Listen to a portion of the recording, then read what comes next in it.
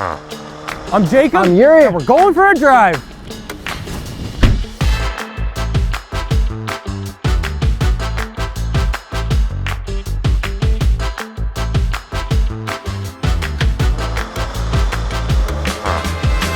The updated 2022 Porsche Macan. With unofficial launch control.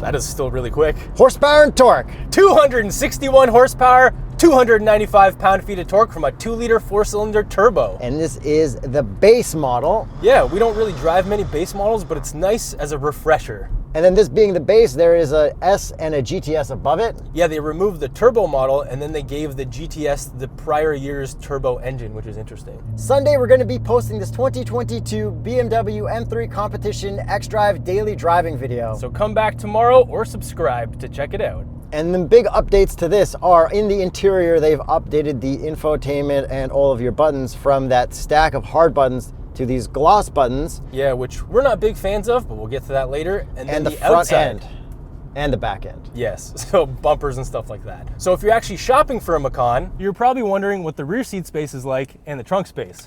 Now would be a good time to show you. Continuity errors aside, because Yuri's not beside me, he's actually behind the camera now. At 6'1.5", sitting behind myself in a comfortable position, my knees do actually touch the back here. My head also touches slightly, but if Yuri was sitting back here or even in the front at 5'8.5", everything would be totally fine. And let's check the trunk space. So you open it up by pressing this little button right below the windshield wiper. Decent amount of room. I'd say a little bit less than an X3 or something like that. And to fold down the seats, you gotta reach like this, slightly uncomfortably. There's no buttons back here, which would have been nice. So you gotta kind of walk around here. And when you do get the seats down, decent amount of room. Again, I think an X3 or a GLC might have a little bit more, but pretty good overall. Let's see what else you're shopping for if you're looking for a Macan. So you probably also want to know about its power and handling. So we're going to send it into cliche corner. I'm going to be in sport mode and traction off.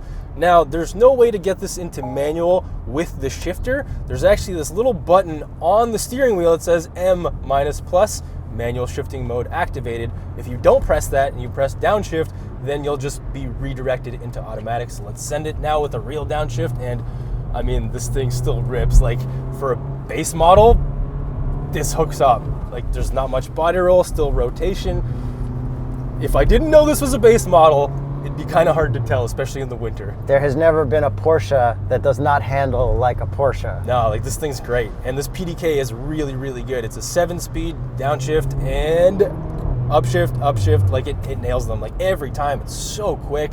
The thing handles like a Porsche, drives like a Porsche, other than a little bit of a lack of power, considering this is a 2-liter 4-cylinder, but it's a very smooth and refined 2-liter 4-cylinder. And even when you're in manual mode, it'll force you to auto upshift, even with traction all the way off. Exactly, so you never get to like sit at redline, but I mean, redline's still pretty high. It's almost $7,000. It's pretty, it's nice to get it that high in a base model. Base Macan. Yeah.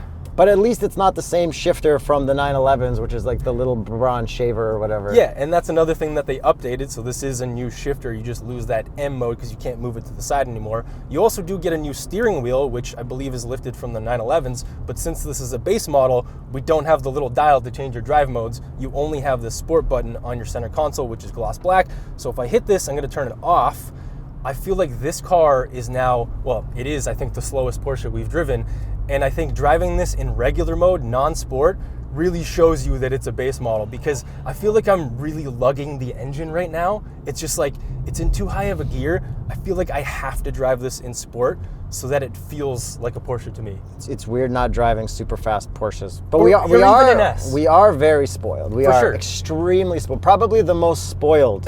But even comparing this to an S or even a BMW X3, even driving that in a regular mode, in comfort mode, I don't feel like I'm lugging the engine. Okay, and back to the sport button. What's cool about this is it doesn't look like you can see through it and see missing buttons that are blacked out. It actually looks like all the buttons you see here, are the buttons you get. It doesn't look fake. Yeah, so you don't get as many missing buttons as you would on the previous generation. You just get like all those blanks, whereas now it's hidden in this gloss blackness. Well, even the first one that we had with the kind of setup like this instead of hard buttons, remember you could see through and see what options you were missing. This, I cannot see anything there. I feel like they changed that to make up for all the stuff people were complaining about. Perhaps whatever texture they used, but it looks. I mean, the whatever the glass transparency. I cannot see a single button through this glass anymore. Yeah, so you do control everything down here. You have your heated and cooled seats. Your heated steering wheel is hidden behind here, as it is in every Porsche on the steering wheel.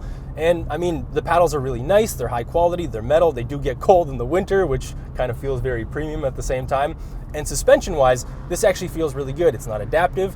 It is definitely on the stiffer side, but it's not jarring. It's got this like very satisfying kind of clunk over, but not like a clunk, but like, you know what I mean? It feels solid build quality of suspension. Firm, but not like race car. Yeah. Like I got out of the STI and then into this, went over the same speed bumps that I did in the STI, and this felt like an S-Class in comparison. In comparison, yes. So everything's relative. And you're buying this, you're probably buying this as your very first Porsche, because if it's your second or third Porsche, you're probably not buying a base cheapest model that they sell. For sure. This is like an entry level to get you into the brand. Anything you get out of to get into this is going to feel good. For sure. The engine isn't the best, but for being a 2-liter 4-cylinder, it's very, very smooth and quiet. But when you're flooring it, I mean, you get a lot of torque. Like, it does throw you back in your seat for being a base model. It throws you back for the launch, which is the most surprising part. Yeah, and when we say unofficial launch control, it still does hold revs at about 4,000 because we do have the PDK, but it just doesn't say launch control like an S or a GTS would. It is a real launch control. And then there's also a Sport Chrono package, which you can get on this, which I believe would then say launch control, because then your 0 to 60 is improved by about 0.2 seconds, and this one is around the 6-second range, which is, I mean, it's not slow, and it doesn't feel slow. And handling wise, like, this still feels like it would destroy like an X3 or a GLC, especially any base model of those. But you probably couldn't drift this. No, I don't think so. Like, I've been driving with traction off because there is no PSM Sport. There's only on or off, and I still feel like I'm in control. I feel like it's not fully off. You know what I mean? Well, it's a base model. Yeah, and there's only one off. Like, yeah. This is the entrance. Like, hey, you like Porsche, right? Okay, now buy more. Buy more. Yeah. But let's get onto all the fun stuff with the looks and the interior with you in the driver's seat. First one of 2022. Ooh. All right, I wore my TrueCar shirt because tons of people tell us they buy Macans off our videos. And if you're looking for a new Macan, hit up tsp.truecar.com. Link in the description. Discounted price officer. And we actually had a fan tell us he bought a GTI off tsp.truecar.com. He got below MSRP pricing and a discount, and when he went to the dealer, they honored it, and it was a great experience. That sounds pretty fantastic. I mean, it's hard not to click that link in the description. Launch control.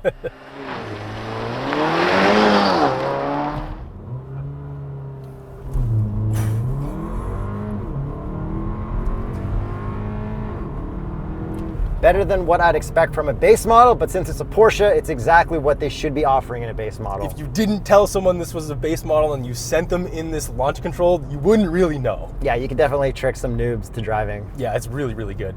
Okay, looks-wise, the changes aren't really that dramatic. They changed the front end up a bit and a little bit in the back around the diffuser and the exhaust tips. Yeah, I really like what they did in the back end. Like, it's a large diffuser now, and it kind of goes way up the bumper. Unfortunately, we have this dark blue. Is it called gentian blue? Yes, it is. Can't really see all the dark body lines against it. Savage Geese has a really nice video with an orange one where you can see everything pop a lot more. But what you can see is that the exhaust tips are actually connected, and it doesn't sound the best, but let's take a listen from the outside.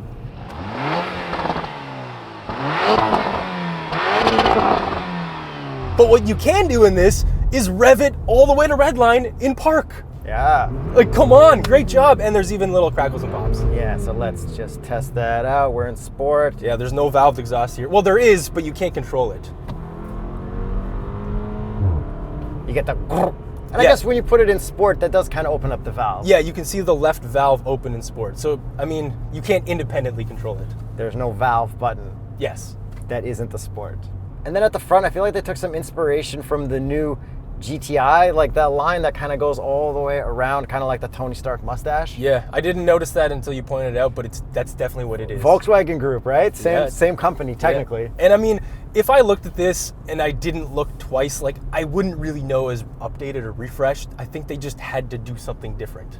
It looks like a good refresh, and when you compare it to the old one, to the new one, it is pretty noticeable. But without comparing, that's what I'm saying. Like if I saw this on the road, oh, yeah, maybe that's a new one. Maybe it's 2 years old. I'm not sure. Oh my God, does that have the diamond texture on the side blades? It must be a 2022. Exactly. So this has a diamond texture on the side blades now. Yeah, it looks cool. And it carries on a little bit at the front too on the bumper. I don't mind it. I think that's a cool design feature. Yeah, I really like that. And then I also really like these wheels. Like these are just standard 5-spoke. They're 20s. They just look so clean. I think I would option them in bronze, but it does look good on this. Yeah, these wheels are cool. And what's the Continental recommended tire for a base Macan? The Extreme Contact DWS 06. On the website, they still offer color-matched wheels, but the color match for this generation is different than the old ones, where there'd be the exact same color on the full wheel, and that's hard to sell. Like on the face. The whole wheel used to be the same color. Now, the color-matched wheels have a version where it's on the inside, so it's still there, but it's more subtle, so you don't look like a crazy person driving a green Macan with green wheels. Right, interesting. Which is what I would do. I would go crazy spec. Yes, let us know what you guys did. If you spec'd out one of your own, did you go with the color match? And do you think this is a better color match than the previous color match? Or which one did you buy already spec'd out from the dealership at tsp.truecar.com? Discounted price offers. And then the headlights, same old style. Taillights, same old style. Nothing really going on. It kind of sucks not having an S or a turbo or a GTS badge next to the Macan. Exactly, like at least the S. You should do a badge delete if you get a base model. Yes, for the free badge delete. Yeah, overall, looks-wise, pretty all right. Do you like it more than the BMWs or Mercedes'? I actually do like it a lot more than the BMW. Like, I really don't like that new X3 with the crazy taillights and stuff, but, I mean, Macan still looks like a Macan. Yeah, I think I like the others more, but this still looks like a nice Porsche, so I don't blame anyone for wanting to pick this and wanting a Porsche over a BMW or a Benz, because I guess Porsche's like a little higher up. It is a tier above, I would say. And as for interior, we still have the old style gauges, which is awesome. Best gauges of all time. I don't like new Porsche style gauges one bit. I know, these are amazing. And then we've got the new-ish style infotainment. I think the same one we had last year, because there is the newer Taycan style. Right, which is also in the 911s. This is one like half generation back at this point. So we've got wireless Apple CarPlay, but no Android Auto? Right, which other Porsches they recently announced that are getting Android Auto, but this one still doesn't have it, even though it's the refresh Macan. And what's cool about this one is we do have a full 360 camera in here. That was optioned, but we pretty much need the full 360 camera. Your driver edition Cayenne didn't have a 360 camera. What a waste. Yeah. Well, it is pretty good in here. I find it not too warpy. I think the newer ones are even warpier than this one. Okay, well, look at that STI wing. When we check out our parking assist, it can do a bit of warpiness. Yeah, so it does have parking assist, which is pretty cool. There's a button for it down here, and it does work really well. Yeah, just parallel parking, like, it's cool. Yeah, it's got it. But then the overall parking assist in this Porsche compared to all of the different stuff you get out of like a 3-year-old X3 or whatever, it's still behind Right, with that. like the automatic backup stuff, like that you can do through the infotainment, that kind of Yeah, stuff. and you can like spin around your 360 camera. And Right. then, yeah. But it's good, it's okay. As for lane keep, it'll go like this. Yeah, so it doesn't reel you back in, even though we do have the option for it, and we do have this little button down here, and it is on, but it doesn't pull you back, it doesn't center you. Yeah, just alerts you. Not the good new stuff, and again, not competing well with an X3. Right, which would have like the stuff that centers you in traffic and all that. Yeah, this doesn't even have radar cruise. But I know. You can option that stuff, but this particular one does not. Yeah. So let's talk about some materials in here. Obviously, it's a Porsche. They're pretty damn good. I really like that this particular one has this matte right in front of me. Usually it'd be some kind of gloss thing. Not that you'd ever touch this, but it does look nice being matte. There's not too much gloss in here, but it still manages isn't this to usually look gloss in like high-end Porsches? That's what I'm saying. So like, it still manages to look premium without having to have gloss black other than the center console. And not gross and sticky. Yeah, I really like it. Like, there is, some cheapness here and there. Like, I wouldn't say cheapness in terms of like, which one's the cheapest part? Everything that's kind of soft. This tan looks and feels a little bit stiff right up here compared to the tan like over here. You know what I mean? Oh, the Not that you'd ever touch this, but just saying. The armrest, yeah, it's nice and soft. It's but good. you can get whatever you want. It's a Porsche in like leather and stuff like that. So I like the tan. It's nice. Yeah, the tan is really cool. And these seats, being like base seats, they're still very supportive, very comfortable. Yeah. And then the visors.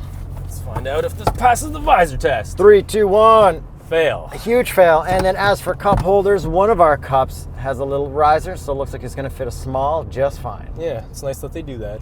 Another thing I like about this putting around, going to malls and stuff, steering is super light. It feels super boosted, so you can just like get into spots, crank the wheels super easy.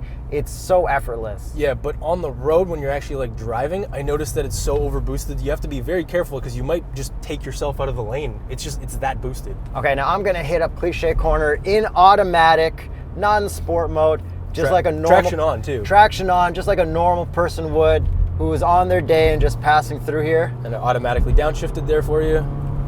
Still feels all right, but definitely not as good as it would if you had everything all turned off and in sport mode. Yeah, and it is all-wheel drive. It is definitely rear bias, and you can feel that. Yeah, but with everything on, it feels like it's like really coddling you. Yes. And like you're not actually going to experience the full Porsche-ness that is hidden beneath these the two buttons. sport and traction off and the manual button. Exactly. It's like as you step up into Porsches, you get the PSM Sport, and then as you get into like the GT models, you get like the real PSM stuff, and then you can just turn it fully off.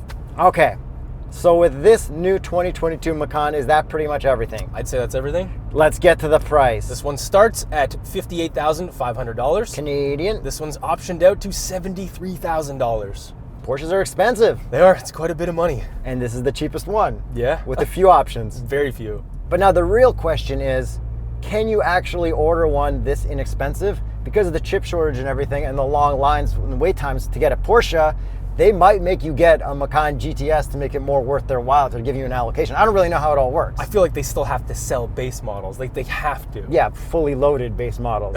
Maybe this one has to cost 100K Canadian to get one sooner. I don't know. Let us know if you guys have had a Porsche dealership experience and you tried to order like a super base one, but they like wouldn't let you. Like, you know what? You really need those turn signals in chalk or something like that. Yeah. Or let us know if they show up on tsp.truecar.com. Thanks, guys. Happy New Year. Happy New Year. This is the first video that we filmed this year. We're back. We're back.